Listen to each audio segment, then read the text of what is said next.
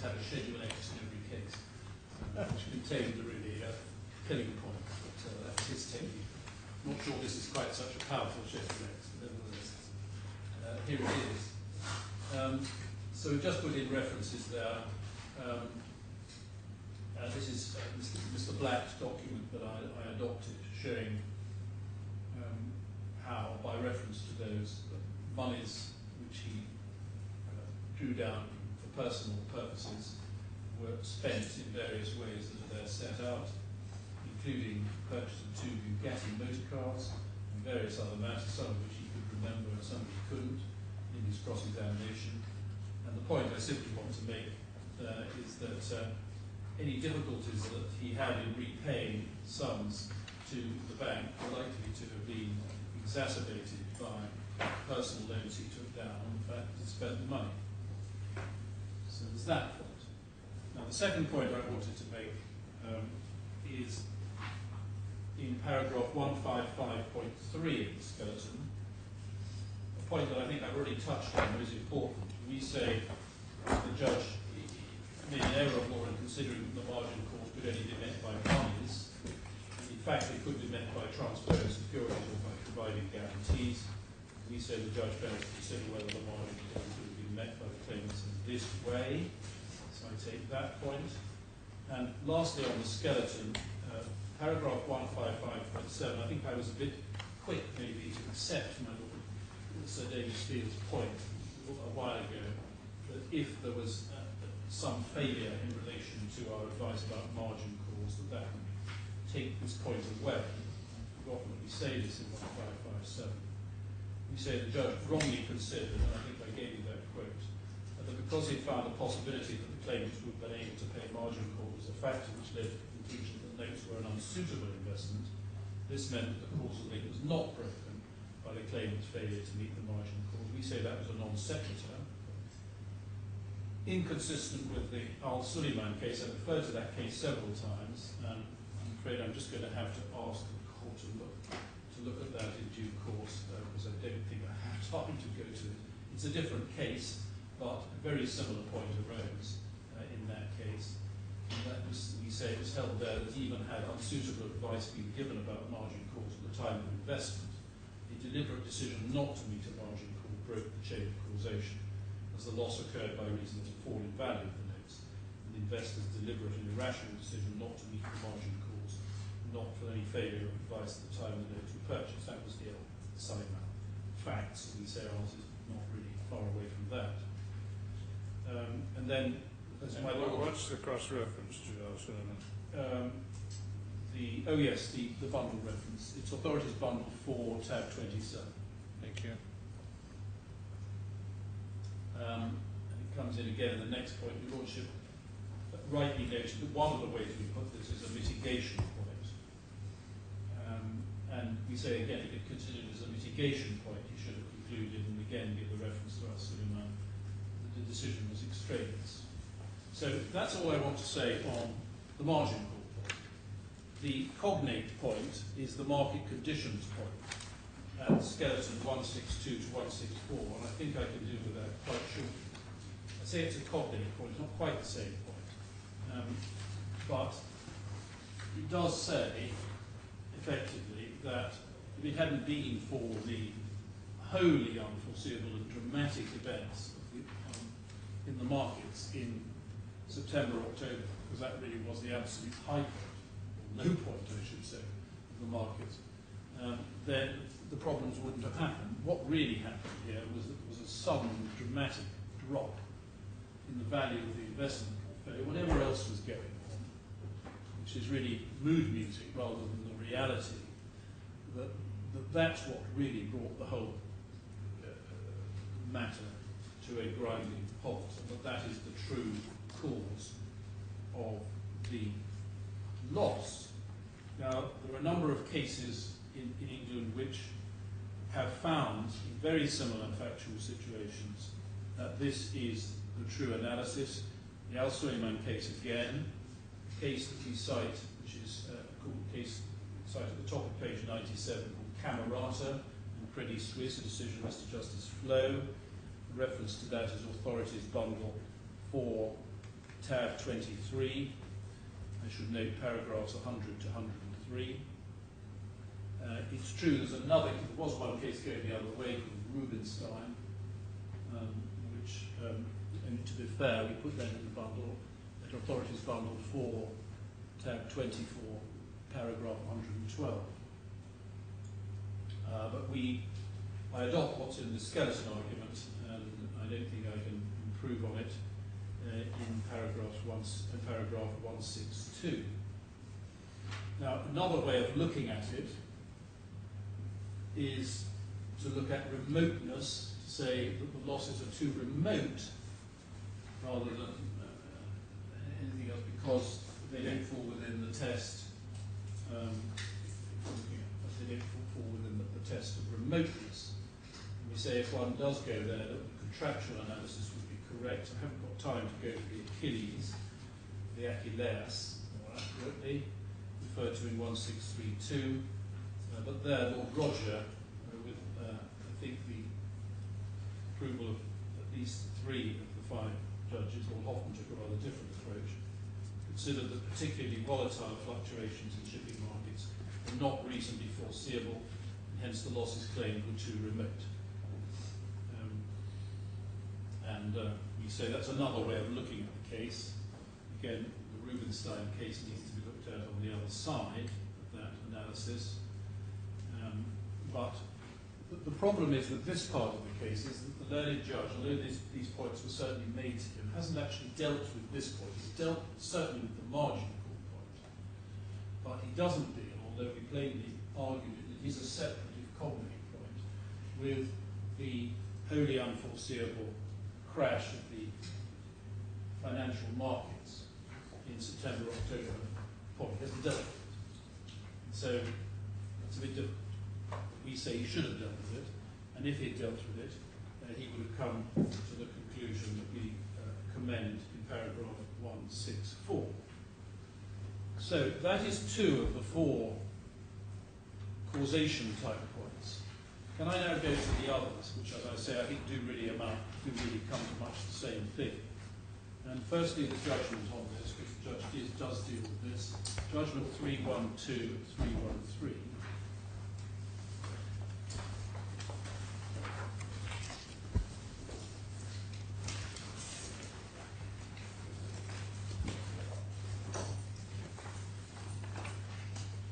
It can be seen, 312, it can be seen that Sarasin-Alpen's contention for loss or damage in respect to which compensation is claimed was not caused as a result of its breaches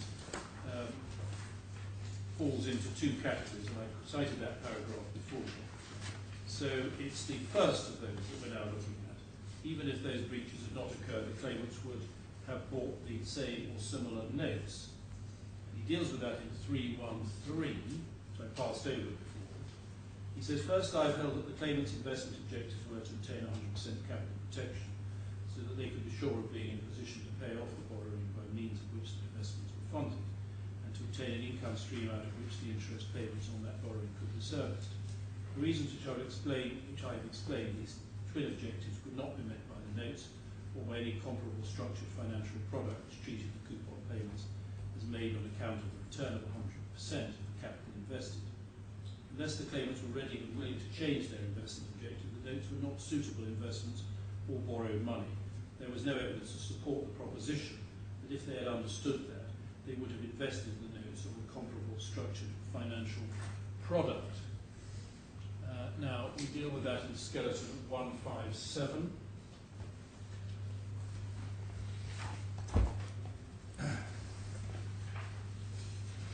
Now, to some extent, our answer to this depends upon our factual appeal, because we repeat the fact that the judge's treatment of the investment objectives was adverse and against the weight of the evidence, which is paragraph 157.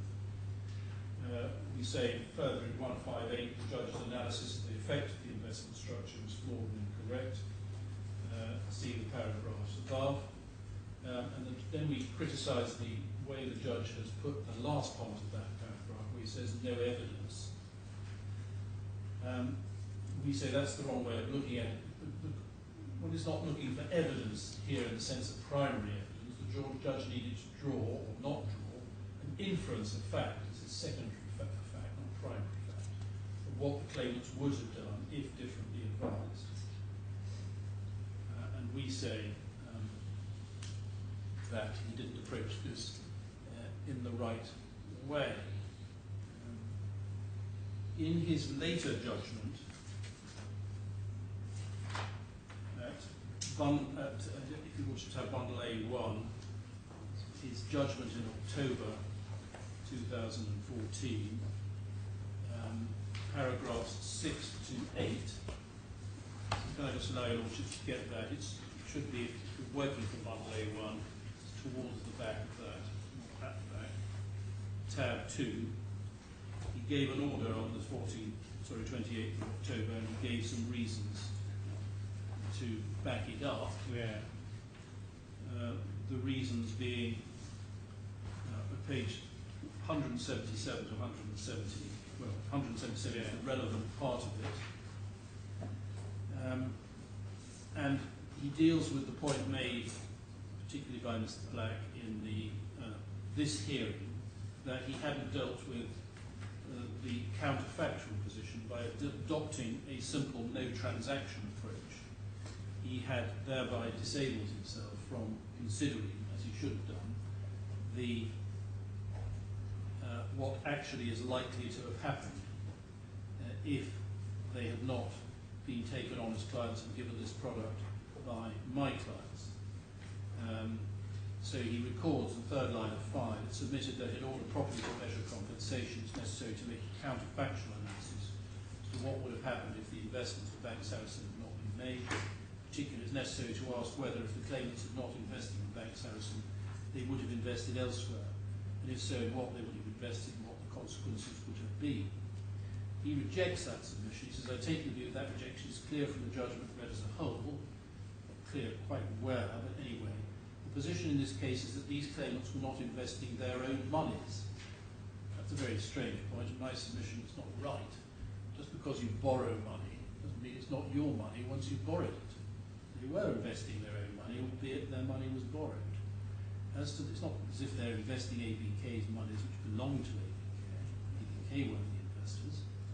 As to the first tranche of investments, they were proposing to invest monies which would be lent to them by ABK for specific purpose of investing in 100% capital protected investments, which would produce a sufficient return to service the lending which ABK was prepared to make. In relation to the second and third tranches, the claimants were not investing their own monies, they were investing in monies to be lent by Bank Sarasin on a leverage basis. Again, to purchase 100% capital protected investment would produce a sufficient return. And as we've said in our paragraph 10 of our supplementary skeleton, that fact reveals a misunderstanding of leverage. Both were equally leveraged, and they were simply leveraged by ABK in the first place and by Sarasin in the second.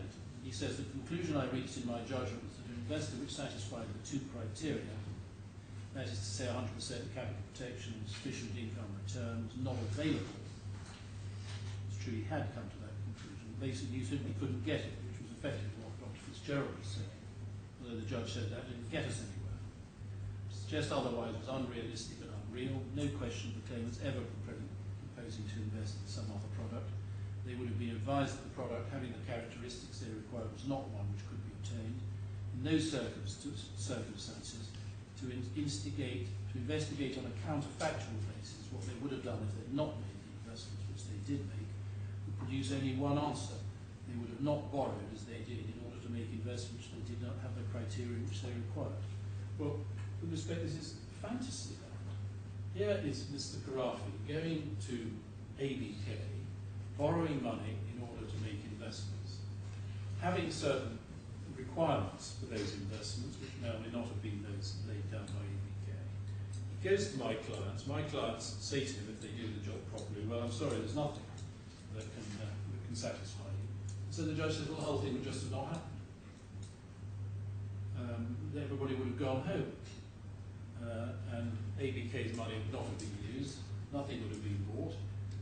This is, as a factual, a serious attempt at a counterfactual, is quite wholly unconvincing, isn't it?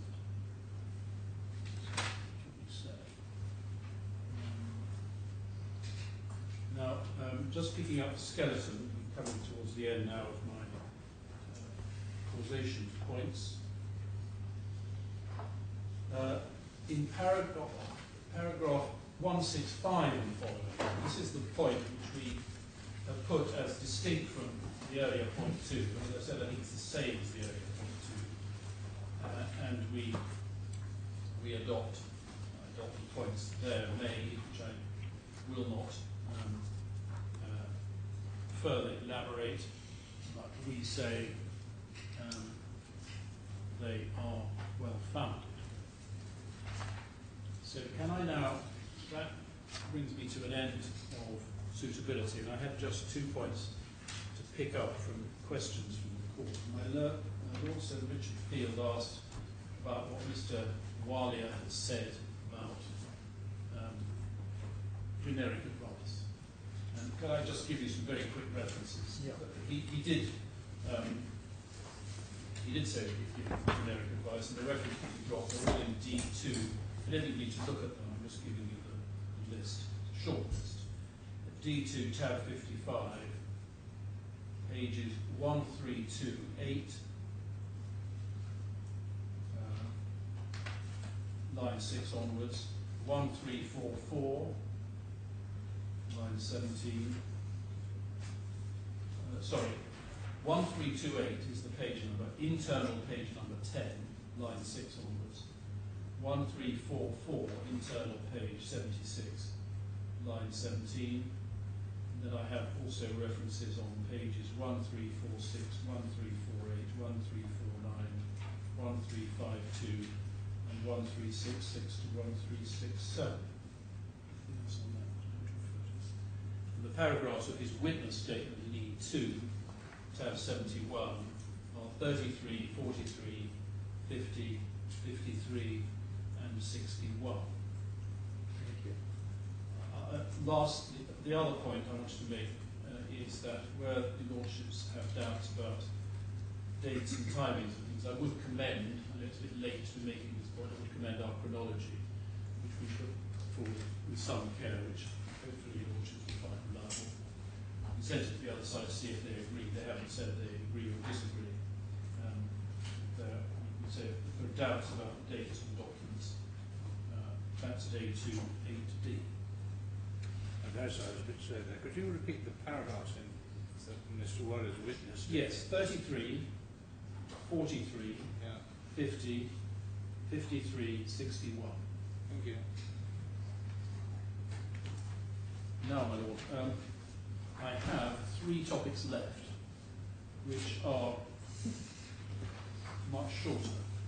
I have ground 8 of my appeal, which concerns quantum, ground 9, which concerns the alternative claim of contract, and ground 10, which concerns costs. It's a very short one. For one quantum, it's a bit difficult to know quite what to do. There are, as we say in our supplemental skeleton, perhaps I can just take you to our supplemental skeleton, paragraph 22. Where we've tried to summarise where we now stand.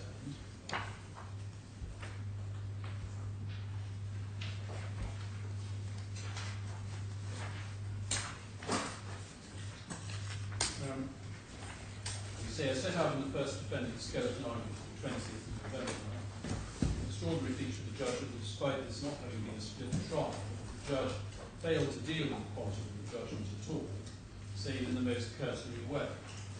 And in fact, the whole question of quantum, as your lordships would have seen in the main judgment, is dealt with the utmost brevity right at the end of the judgment at paragraphs 428 to 430, where he sets out under the heading quantum the losses which the claimants seek, and makes some comments on that. He talks about the ABK losses, and some comments on that, but that's what they seek. And he says it is only these categories which the claimants seek to recover. They assert that their quantum calculation is in substance the same, irrespective of which claim they succeed on. And on the grounds that their cases, if the defendants complied with their regulatory obligations, would have given them proper advice or acted in accordance with their contractual obligations, would not made false representations to claimants, would not have proceeded with any of the investments. Bank Sarasin contends, and he sets out our contentions. And then that is really all, except for under conclusions. He holds at 433, I think it appropriate to order that both Bank Sarasin and Sarasin-Alpen pay compensation in respect of the losses which they have sustained.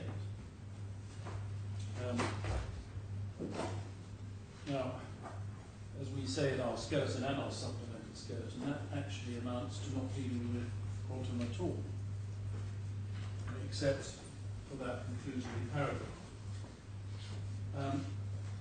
Since then, the judge has done a number of things. Firstly, he clarified that, in fact, 4281 was intended to be effectively, when read with 433, an award of the amount of $10.4 million. And I'll come to that, explain that in a minute. The other matters, under 2 and 3, he allowed further submissions to be made and to some extent further evidence to be adduced. The claimants came back with some further materials, and then there was another hearing when it was decided whether or not these further heads were allowable or not. Some were and some weren't. And then yet again in March of this year we had a hearing in which the further admissible losses were argued, but we haven't had that judgment. Now, one way of dealing with this, my lord, is simply to leave it on the basis that the matter is up in the air, so to speak. However, we have invited the court, and I don't see any difficulty, we can do this quite quickly, in dealing with our fundamental points, even though we haven't had the final quantum judgment. Unless the court is particularly unwilling to do that, I propose to do that. I can do it quite shortly.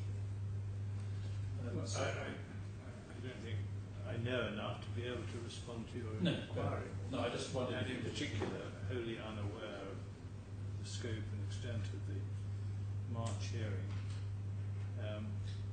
There is something, I assume that the focus of the argument you want to present now relates to 4281. Yes. Yeah. It would be something not entirely satisfactory about focusing on 4281 without dealing with 482 and 3. I suspect there's no direct correlation between them, but there may be some. It's a fair point to say that unfortunately we don't have the supplementary judgment. But some of my points don't depend on that, and they are points that can be made shortly. Yes. Can I? Well, why don't you make it one? stop? Then I think we might take it under advisement and see whether we're going to ask others to deal with it as well with a view to resolving the issue, or whether we postpone the whole thing to another day. Lord, I'm not sure. My Lord may be concerned that there's an overlap between. I'm finding it very difficult to hear. I'm sorry, my Lord. Maybe my microphone. Yeah. My Lord may be concerned about whether there's an overlap between 4281 and 4282 and 3. Well, I'm just querying whether there is. I think that is one concern that you don't need to be worried about. I don't think anyone's ever suggested there's. So we can deal with 4281 as a discrete point. Thank you. Well, that's very helpful. Cheers. Now, Lord, the points we do make, the first point, if we go back to keep the supplemental skeleton open, but also look at the original skeleton, 166.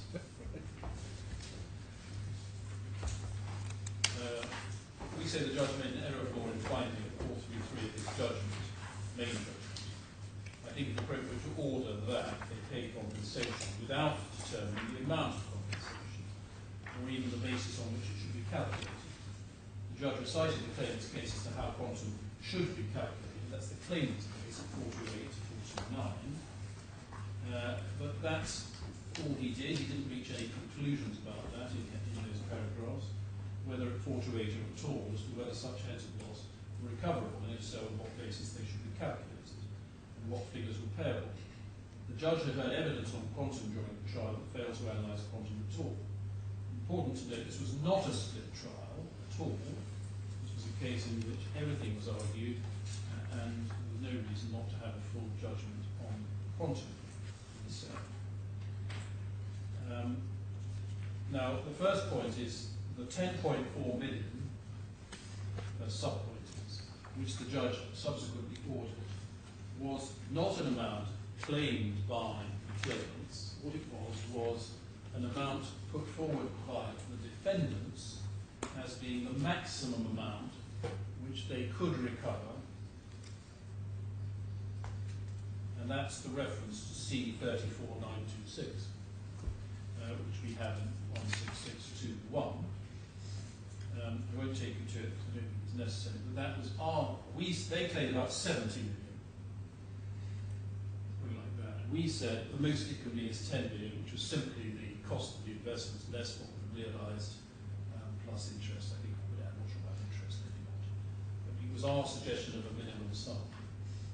And what the judge did in his second judgment, the one in October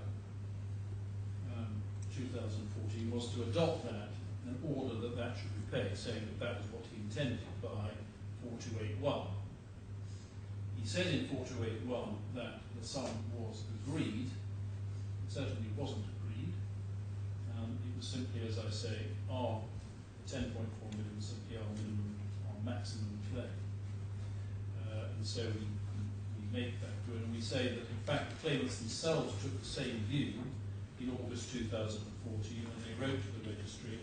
We also need to understand, as a matter of some urgency, how the learned judge proposes to deal with issues of quantum, given that his judgment does not address these matters in any detail.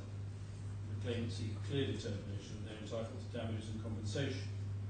So that was their position, which was the right position. Anyway, we say 16622, the judge compounded his error of law by his judgment of quantum costs and form of order, wrongly accepting the claimant's contention that he had found in his judgment the claimants were entitled to compensation for the 10.4 million. In fact, his judgment contained no such finding, and he was wrong. So we say that is all wrong. The truth is, the judge had simply not dealt with that. The more important, perhaps. So where does that leave things? Assume you're right, the judge simply hasn't dealt with an issue. He presumably was asked to deal with the issue, and that's the issue that's been dealt with in this judgment as yet emerged. Yes, and what's been happening, I think we've had 3 hearings since. So why does it matter now that he didn't deal with it first time round? Because we've said to him at each of the 3 hearings, you shouldn't be doing this at all. We've been there under protest, so to speak. Well, maybe that's what he says, but what I'm saying is there's nothing unusual about the judge failing to deal with an issue or a series of issues, or of his own motion deciding that something should go off to another hearing. All the parties may ask him to deal with it. And what is unusual is the judge claiming he's already done it when he hasn't. Well, all right. Has a certain Alice in Wonderland feel to it. But it's a wonderland which... You say the judge created it. It is a bit of wonderland, yes. But it seems... Dave Benesse, at least then, he's gone on to deal with these issues in the subsequent hearing. Do you say that the judge has proceeded in the subsequent hearings, given a certain starting point, yes, which you say he wasn't entitled to yes. take? Yes, I do.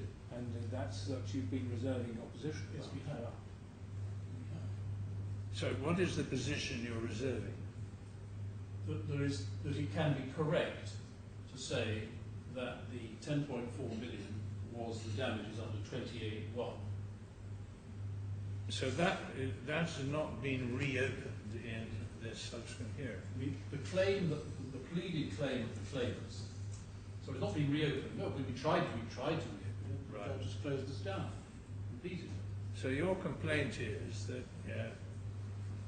that finding should be set aside. Yes. But then that leaves the question of what the proper finding should be. Indeed, but this is a problem of the claimants. The claimants made... Well, maybe it is, but it's a problem for the court as well. Yes, it is a practical problem for the court as well. So anyway, the only thrust of your submission at the moment is in effect to strike out paragraph, whatever it is, 4281 of the judgment. Well, I'd say, yes, strike it out is one way of putting it, but not strictly. Or strike out the entirety of his damages judgment. Well, what has happened here is all wrong. The position at the end of the trial was that the claimants had made a claim for damages in their pleadings, which they seemed to have abandoned in their oral submissions, insofar as their oral submissions were completely different. It was all set out in a schedule. That's, if I may say, a different point. Well, all right, well, maybe it is a different point, but I don't think it is, because this is the point making 1663. The Appendix B to their re-amended particulars of claim, B10279, is the only pleaded claim for loss that they have ever made. Right.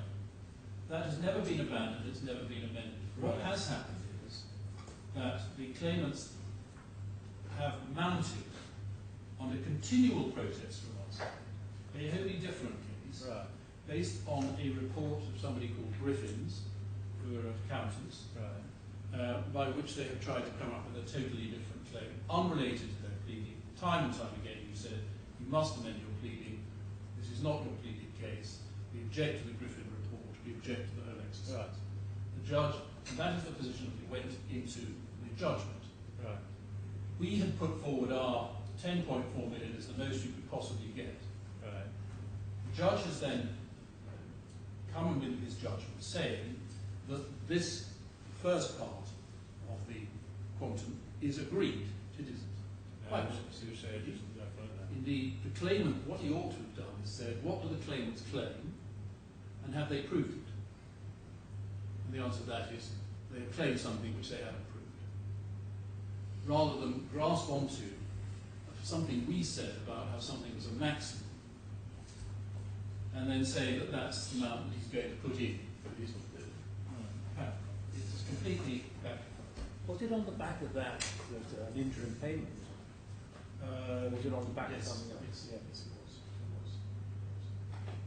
And as my Lord Sir Richard Field says, this in a sense then sets a platform where we go from there, because even worse things happen, we say, with the second and third years, because here the judge cannot say, and doesn't say, that he has already decided these questions, the questions of the ABK interest, etc.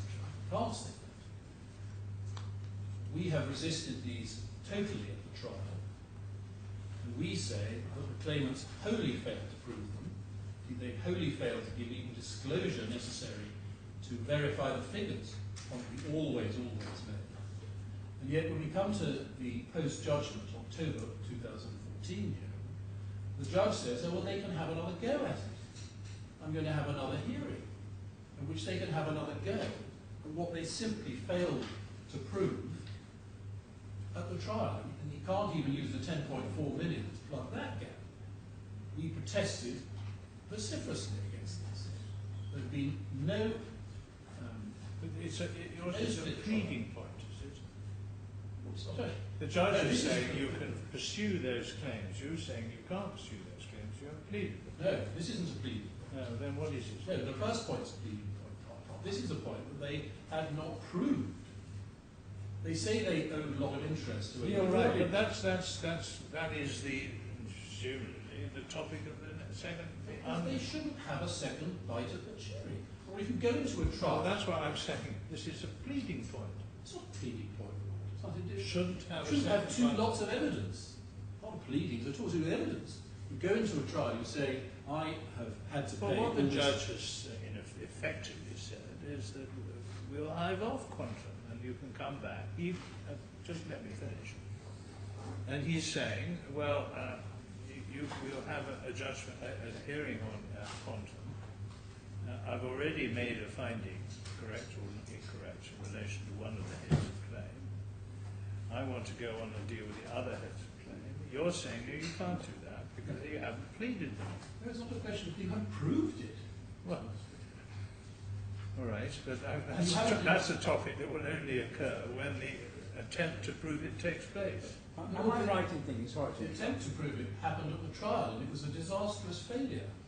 am I right in thinking that the intention of the judge was, as he expressed himself, that in these subsequent quantum hearings, the original evidence as to quantum that was heard during the trial would stand?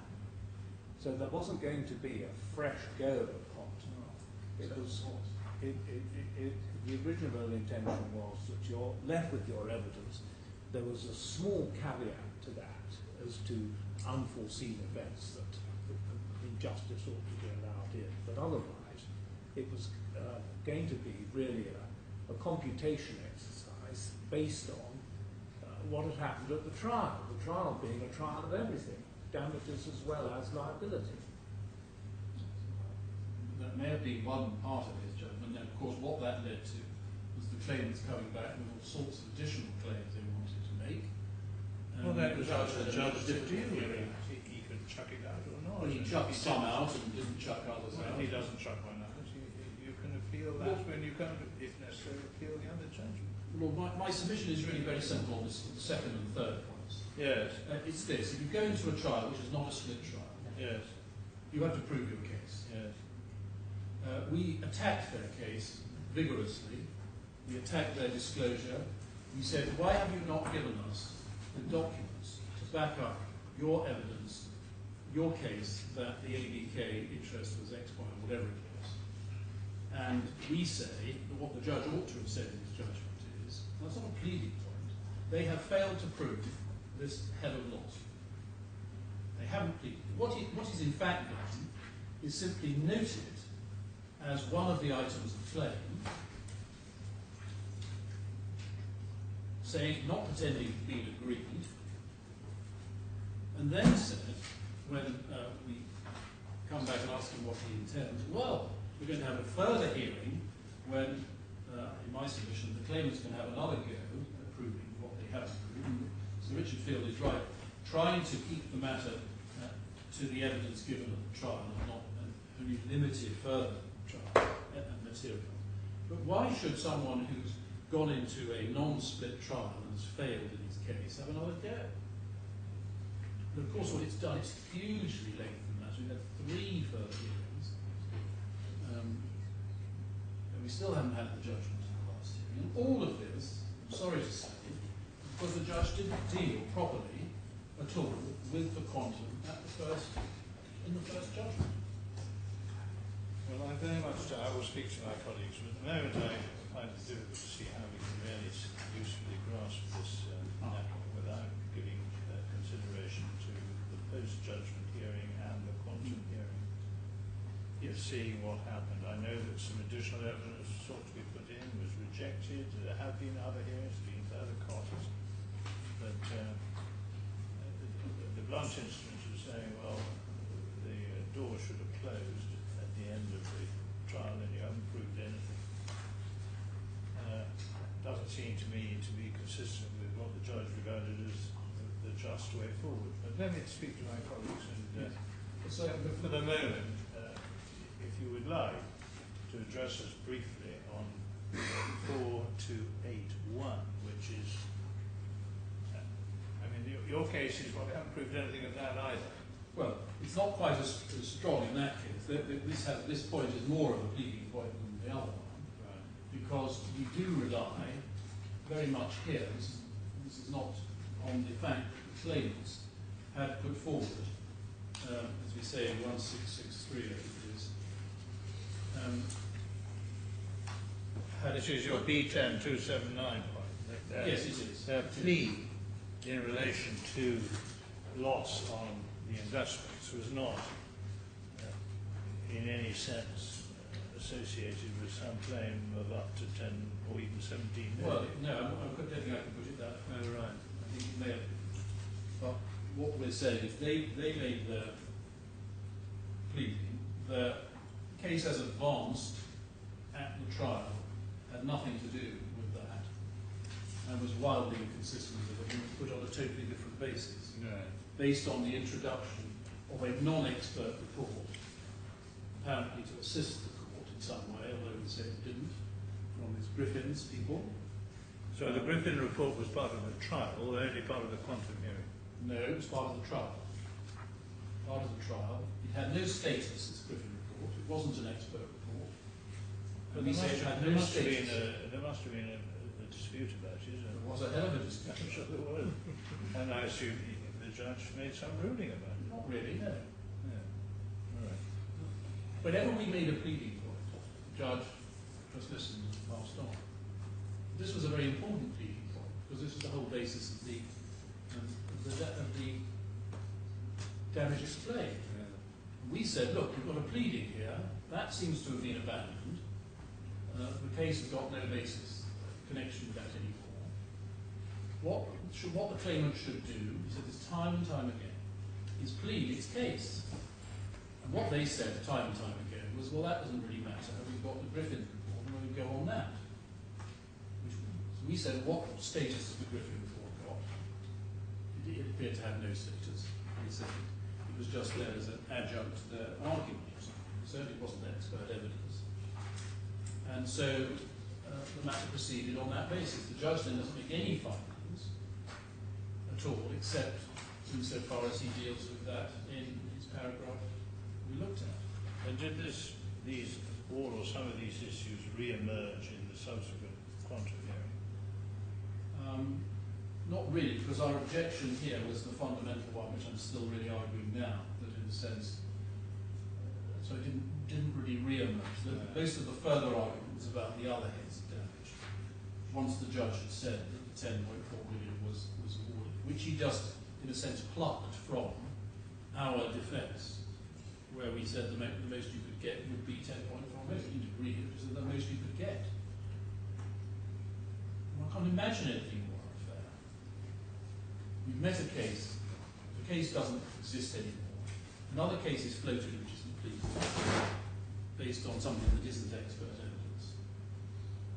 None of that is found by the judge, and the judge doesn't even now say that he found that they were right on their Griffin case. All he does is say, aha, the first defendant put in a document saying it can't be more than 10.4 million, so I'll get 10.4 million.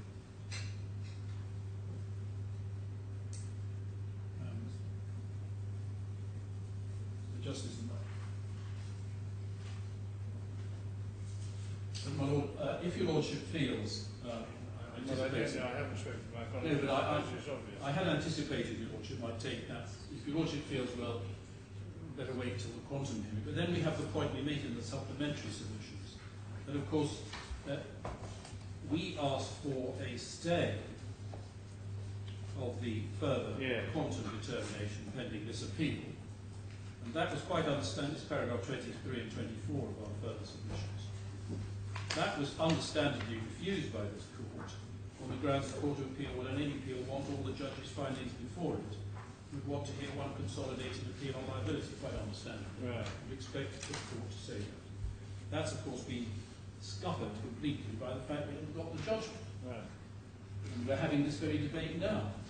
This court, I entirely accept the difficulty this court's got in knowing how to go further. Do we go into any of these points that I'm making, or does one wait till the quantum determination finally comes through? It's a very difficult question if your Lordship feels we really can't. Well, I don't know. You're on your basis that we will learn nothing from the subsequent judgment that bites upon the Well, I don't think, not on these what I call fundamental points which I would rely on. That's true. Well, anyway, I think what I'm reluctant to do is to embark upon a quantum hearing appeal in relation to one head of damage, which is really what's being proposed. Well, I understand that. Can we I'm very sorry we seem to have spent quite a bit of time on this almost procedural debate. I think, for a moment, my colleagues will forgive me if I say I think we will jump past this issue for the moment. I'm not surprised with what I said. And I would have thought also we would jump past the cost issue. The cost issue is really very simple. I can put that on. Okay, well, put it quickly. The only cost point is that the judge shouldn't have awarded indemnity costs. Right. That's the only point. Right. And does it make any difference? well, I'm always told it does. Judges I've think always it does. wondered whether it does. Oh yes, It's it purely does. a burden of proof point, isn't it? I know, that's the theory. Oh, gee. It doesn't work out. Any practicing solicitor will tell you it makes quite a difference. I know the theory, but it's a question. Yeah, all right. But people are always arguing about this. So no offence, that's it. My Lord, on the question of jumping past the quantum issue, it is a matter of some importance to my clients because they don't want the idea that perhaps there might be some aspect of that first instalment somehow up for grabs in the future. And one thing that my learned friend didn't make clear to my Lord is that there was no question of that 10.4 figure being a maximum sum, it can't be more than. What actually happened was the defendants agreed that figure. If you're right about this, it's perhaps all the more reason to, in a sense, study it with a bit more care when we're dealing with all heads of damage. If your concern is that you don't want the court to, in a sense, undermine the legitimacy of the existing award, I mean, by bypassing it now, that seems to be exactly what is going to happen. Well, my Lord, it's not. I'm not suggesting it would be undermined. What I'm suggesting is that the court is already comfortably in a position now to say that there is no possible appeal in relation to that head 1, the 10.4, because that was an agreed sum, agreed by defendants. So issues of quantification had gone. Well, if you're right about that, what's the snag of leaving it for the moment? Well, it rather depends whether any of the on the defendant's side is going to say that there's some outstanding issue for the Court of Appeal to determine in the future in relation to that item. Well, there may be, I don't know. Mr. Grindle says there was no agreement and that this was based upon an unpleaded head of damage supported by, he says, inadmissible evidence or at least evidence of no significant weight. Those seem to be the points he's making. Yes. I have no idea whether there is any validity in them. But well, I'm sort of reluctant to get bogged down in considering one head of damage, which you're, in a sense, ahead on points on. What's the advantage of dealing with it now and leaving all the other heads of damage over?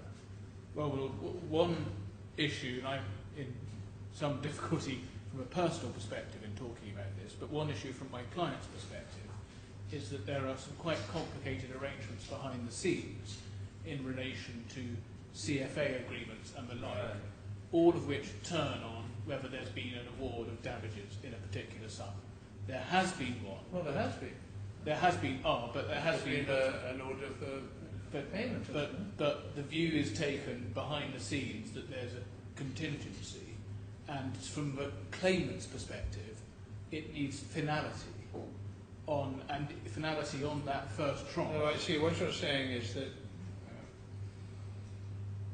there's been a payment or a payment on account based upon either all or part of the award of 10 million. That money may have been held up, paid to funders of the proceedings, and if it's thought that there is still a live issue as to the legitimacy of that head, then that might affect, in a sense, relations between your clients and their funders. more than that, the money is actually held up at the moment in various escrow accounts, pending finality being achieved. So there's a real commercial point for the claimants here. And well, thank you for that. For the moment, I'm going to jump ahead because I need to speak to my colleagues about it. And we'll afford Mr. Brindle an opportunity to come back to this topic if we need to. Okay. Or if we wanted to, rather more accurately. Okay. Thank you very much, Mr. Hill. Well, the question of indemnity costs, very brief. The second judgment at A1 tab 2 paragraph 15. Page 180 tab 2. Yeah. The other matter to be addressed under costs is whether costs should be ordered in indemnity cases. And he sets out the rest of that, I think it's quite clear. Then he gives a reference to a practice direction which shows that the rule in Dubai is pretty well the same as the rule in England. Yeah. And then he says, paragraphs 17 to 19. Can I just ask the court to read those paragraphs to yourselves a bit quicker? I don't think you have to read them all that slowly.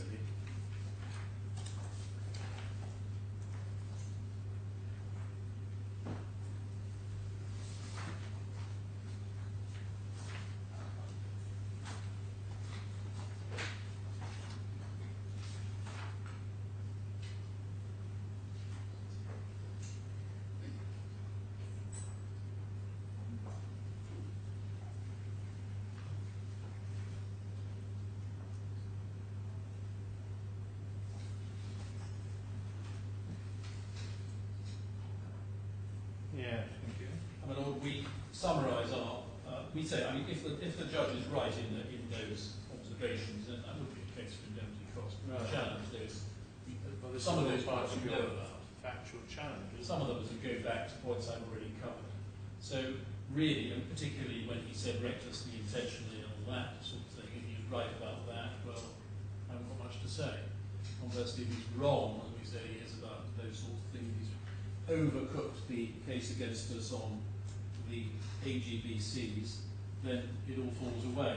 So really there's not much to say. We summarised that briefly in 168.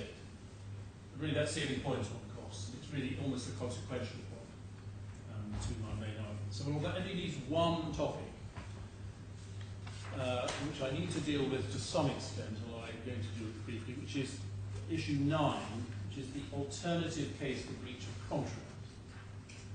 Now, it's tempting to ignore this altogether, but I don't think I can, because the judge has said that if he's wrong on the regulatory point, then he would find against us on the contract. So I think I must say something about it, and I think that I've said also several undoubtedly. This specific ground, you had leave for as you had for all the other grounds. Yes, we have leave for everything. I only mention it because looking at the issue overall, we won on the issue. I know. But there's a subsidiary point that you take objection to. But if the Justice Giles gave you permission to argue the point, So he didn't make any exceptions. Right. I'm going to deal with this quite shortly, and my learned friend may not, but it's difficult to know quite how much to say, and I see the time. But I do want to say a little about it. Just, I'll adopt as much as I can from the skeleton, which is paragraphs 167 to 16. It is only paragraph 167, so it's only 3 pages of our skeleton. But there is one particular point that I do want to dwell on, because I say it's a complete knockout to the contract claim, which is a different point from any so far encountered. So we make the points, which I'm not going to go over, in paragraphs 1671 and 1672. I adopt those but won't spend time on them. The point that I will make is in relation to 1674. Yes. The clause 265 of the AGBCs. We say, I'll get the skeleton first and then I'll elaborate on it a little. The judge made an error of law in concluding that the first defendant could not rely on a different clause, 265, of the AGBC that we haven't previously looked at, to exclude liability for the contractual claim. And I'll take you in a moment to the judge's analysis, and we say that analysis is wrong. He appears to say that because by clause 261, clause we did look at earlier, the first defendant was entitled to limit the regulatory duty to consider suitability.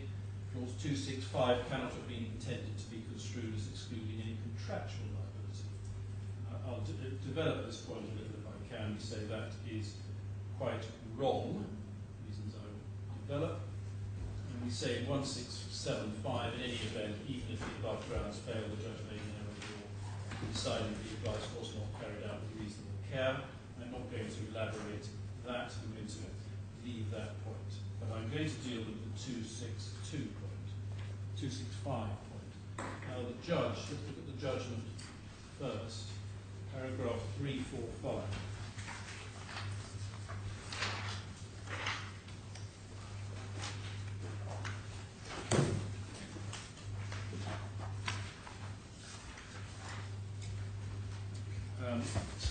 In fact, it starts at 342 where he sets out the clause. In fact, it may be convenient to look at it here as the judge has helpfully set it out rather than having to pick up on the later one again. The arms do get quite tired after a while looking these files. 265, the client acknowledges and agrees that to the extent permitted by law and the DFSA rules, neither BSA nor any member of the Saracen group shall be responsible for any loss or damage suffered by the client as a result of any advice or recommendation given under these additional general business conditions, including without limitation any adverse tax consequences, or B, the receipt and passing on of any instructions or orders in respect of any investment, including without limitation losses arising from delays, losses, errors, mutilation, duplication, or similar occurrences in the transmission or transportation of instructions or orders. And we say this is an extremely wide and comprehensive exclusion. It's wider than the clauses we were looking at in the regulatory context, which created a partial exclusion of the suitability rule, but then included certain particular matters where there was advice on the merits. So we rely on that. The judge's reasoning as to why we can't is 345. So he says that clause is to be construed in the context as a term of a client agreement which is intended to serve the purposes of the COP module of the DFSA rules. That's quite true. As I've explained earlier in this judgment, COB Rule 6211A, which we looked at earlier, provides that an authorised firm may only advise a client who is an individual on financial products or credit, recommend a transaction to a client who is an individual, or execute a transaction for a client on a discretionary basis, where that advice, recommendation, or transaction is suitable for that client, having regard to that client's investment objectives and risk tolerance, and any other requirements or relevant facts about the client of which the authorised firm is or ought reasonably to be aware. The obligation to consider suitability may be limited by giving a written notice stating that the authorised firm will not consider suitability either at all or to the extent specified in the notice, a limitation to which the client must give express consent. In the present case, the notice was given in the AGBCs themselves. Clause 261 provides that Sarasin-Alpen is not required to consider the suitability of any particular investment for the client when giving advice or making recommendations unless the client has supplied specific information on his or her situation or requirements for that investment and requested specifically these be taken into account. The effect is that 261 read with COB 622, it means 262, enables Sarasin-Alpen to limit the duty to consider suitability in the context of giving advice or making recommendations pursuant to its contractual obligation under clause 221. So before we go on to it would be bizarre, it's quite clear that those clauses that he's talking about there, 261 and 262, are all very much concerned with regulatory liabilities and their inclusion or exclusion. Almost every line that mirrors provisions in the COB, as we've seen. I think that's been shown very clearly to the court. So those provisions, as the judge is saying, are very much regulatory provided as a matter of the regulatory side of things. But the judge says, and this is where he goes wrong, he's saying, at the bottom of the page, it would be bizarre, if I know why, to construe clause 625, he means 265, of the AGBCs as relieving Sarasin-Alpen of liability generally for breach of that contractual obligation, the performance of which must, in my view, require consideration of suitability in circumstances where that has not been done by notice given under 621. Accordingly, I hold 625 provides no assistance in a case where the breach of contractual duty alleged is the failure to consider suitability, whether or not the breach is negligent. Either the duty to consider suitability has been limited by a notice under 621, in which case 625 is not needed, or it has not been, in which case an attempt to limit the duty by clause 625 is inconsistent with the provisions in 622, so excluded. And we say, with the greatest respect to the judge, that is wrong. He is himself muddling up the regulatory and contractual side. He is really saying, if we go back to 265, that he set out in 314, that those very wide words have to be read down so as to equate to the permissible, permitted exclusion from the regulatory duties of suitability. But we say in 167.4.1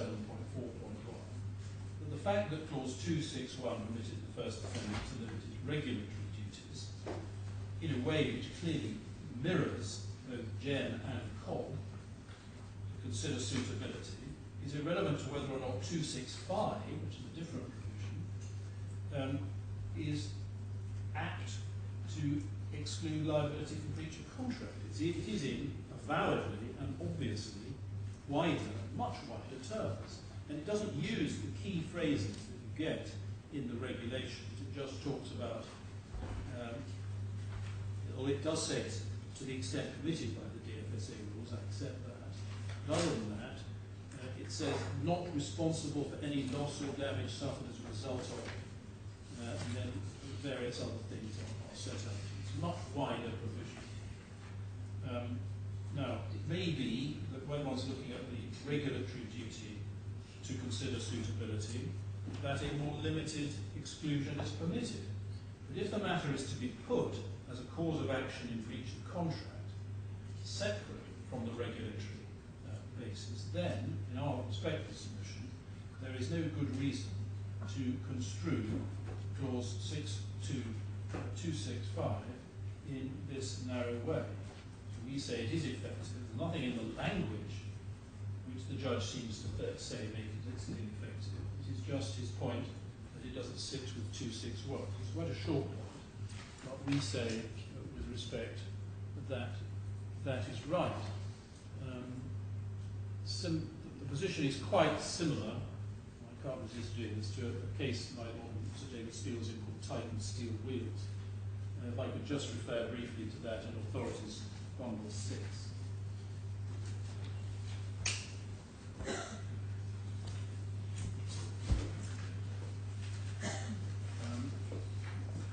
I made a mistake here.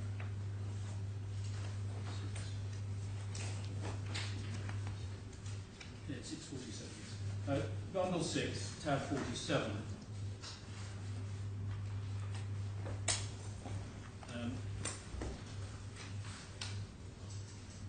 Your Lordship had to deal with contractual estoppel in this case. I won't take you back to from around about paragraph 86 onwards, when you had the first instance decision in Springwell, not the Court of Appeal, but you had other authorities, certainly. In fact, this decision was approved in Springwell in the Court of Appeal. But the particular point I wanted to deal with is at paragraph 91.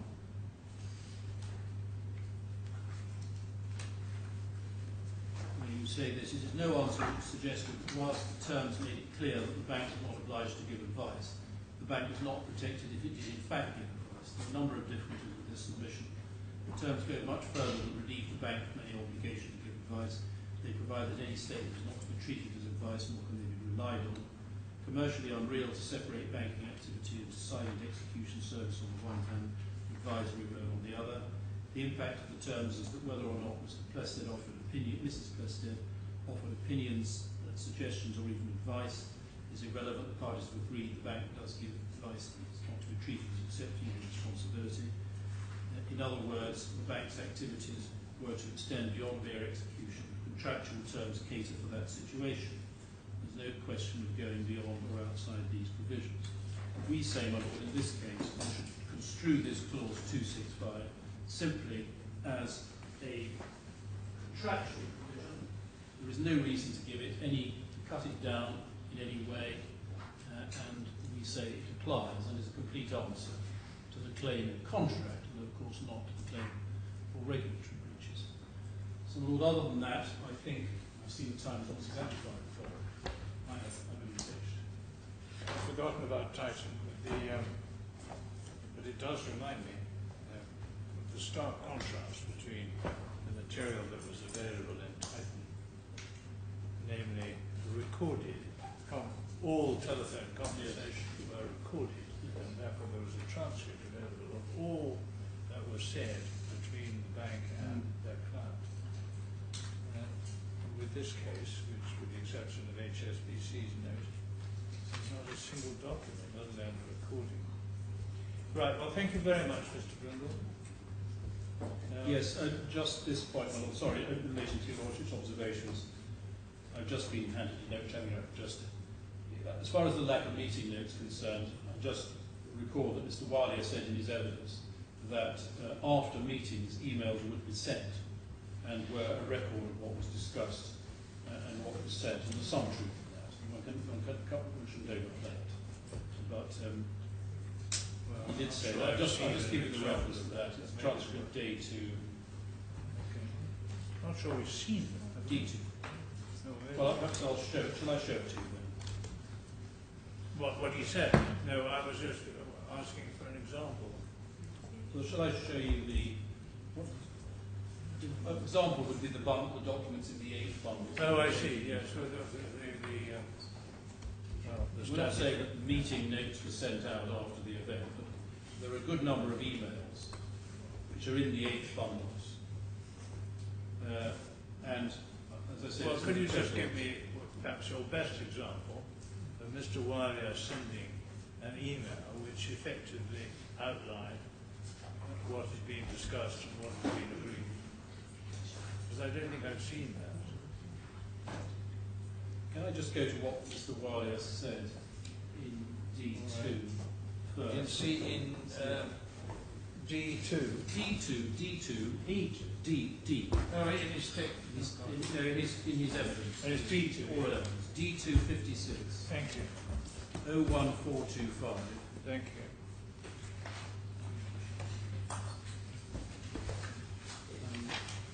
Page 94.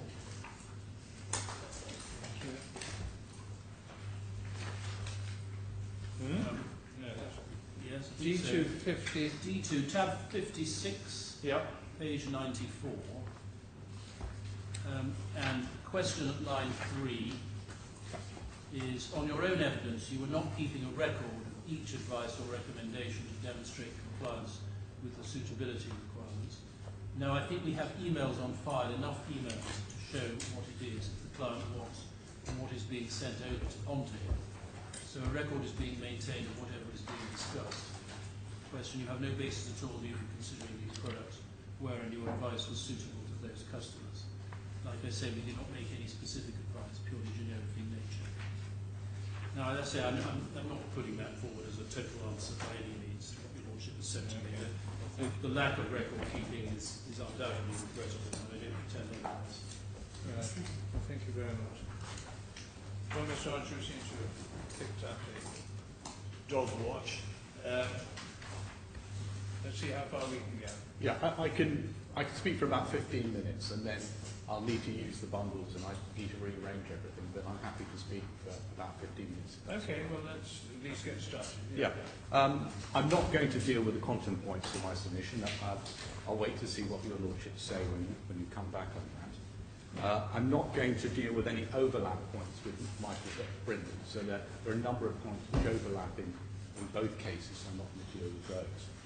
I'm not going to take you to Michael Black's original skeleton argument, because the skeleton argument that we filed supersedes that. And again, that avoids the overlap. There's a number of areas which he deals with in great detail, which Mr. Brindle's already dealt with, so you put that one to one side. I think it's sensible just to look at the relevant provisions on financial services in the jurisdiction. So if we could start off by taking bundle G1, tab 82.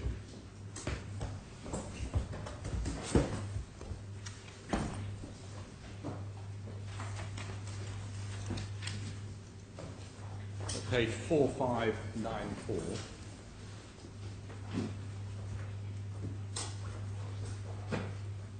And this contains the financial services prohibition.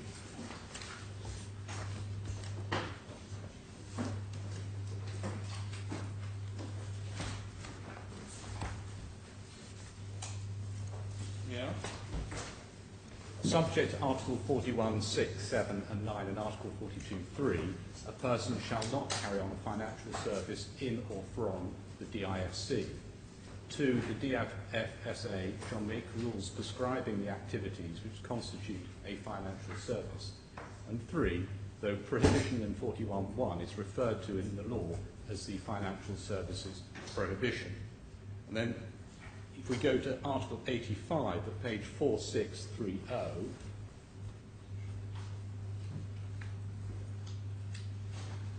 and that is the general contravention provision.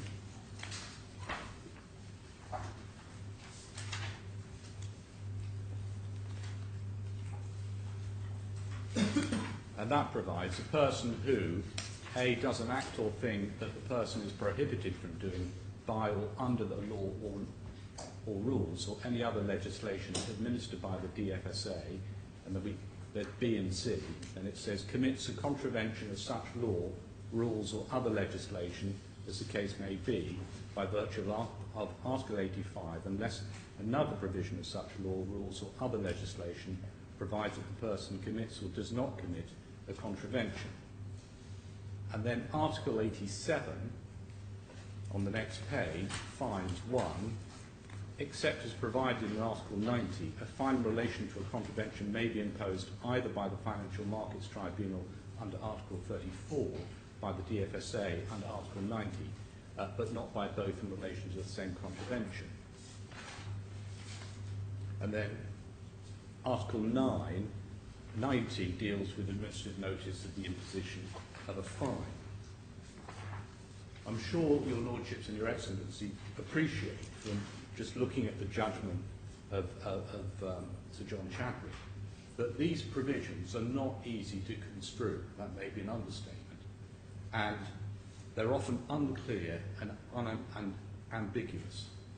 In view of the fact that you can be fined for a contravention, I respectfully submit that any ambiguity should be construed in favour of a narrower meaning. The next point I'd like to take you to is the structure of Gen 2, which is the relevant provisions which define what is a financial service, and that's in bundle G3 at tab 92.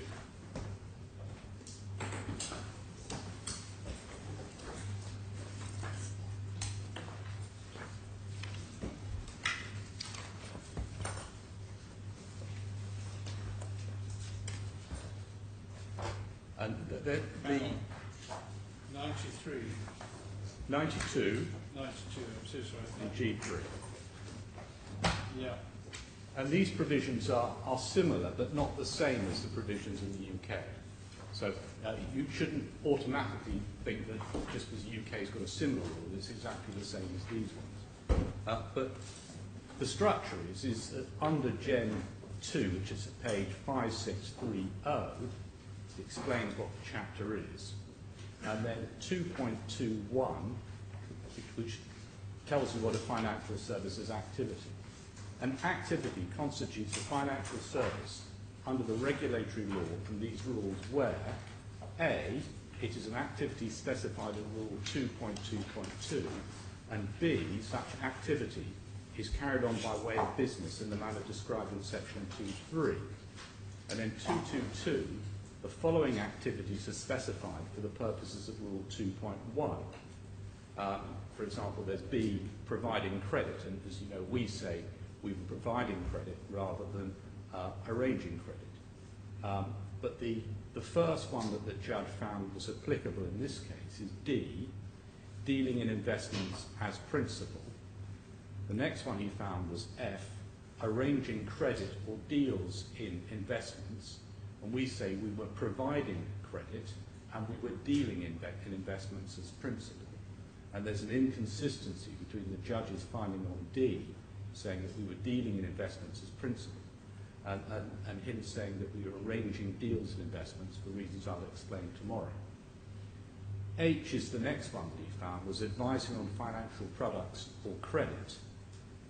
And then the final one is arranging custody, which is K, and we say we're not in K, we're in J, we were providing custody.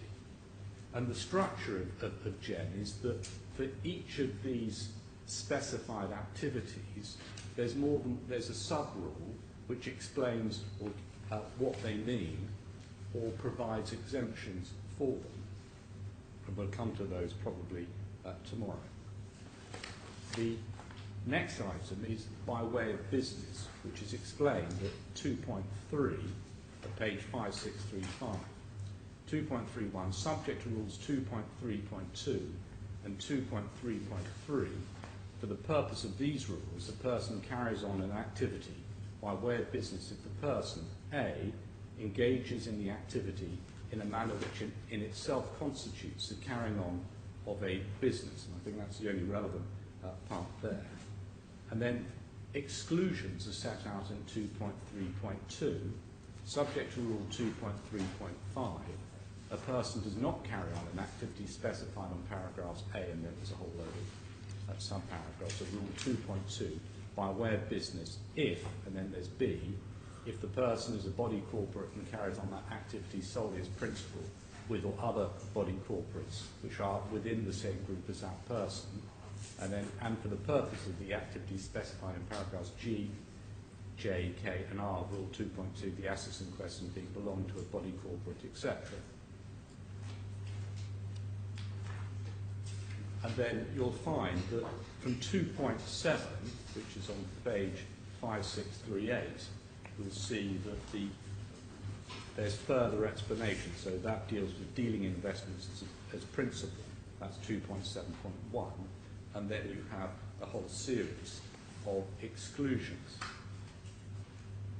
The next passage to look at, because I'll come to those in more detail when I deal with each of the four categories. The next aspect to look at is paragraph or rule 3 on page 5654, which deals with what financial services which may be carried on or in or from the DIFC. And then application 3.1.1, chapter 3 applies to every authorised firm and authorised market institution. Then 3.2.1, pursuant to Article 42.1a, an authorised firm subject to the rules in this section may carry on any one or more of the following financial services. Now the first four, which is accepting deposits, providing credit, dealing in investments as principal, dealing in investments as agent, the first defendant was not authorised to undertake this, and it's not suggested that they did. But they were authorised to do E, which is arranging credit or deals in investments. They were authorised to do G, which is advising on financial products or credit. And they were authorised to do J, which is arranging custody. On the first ground of our appeal, there are three core issues.